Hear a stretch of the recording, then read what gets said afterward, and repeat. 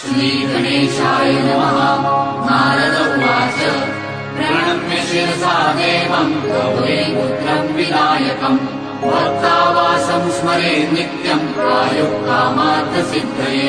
प्रथमम् वक्रतुण्डम् च एकदन्तम् द्वितीयकम् तृतीयम् कृष्णपिङ्गाक्षम् गजवक्त्रम् चतुर्थकम् लम्बोदरम् पञ्चमम् च षष्ठम् विकटमेव च सप्तमम् विघ्नराजेन्द्रम् धूम्रवर्णम् तथाष्टमम् नवमम् भालचन्द्रम् च दशमम् तु विनायकम् एकादशम् गणपतिम् द्वादशम् तु गजाननम् द्वादशैतानि नामानि विसन्ध्यम् यः पठेन्नरः न च विघ्नभयम् तस्य सर्वसिद्धिकरः प्रभो।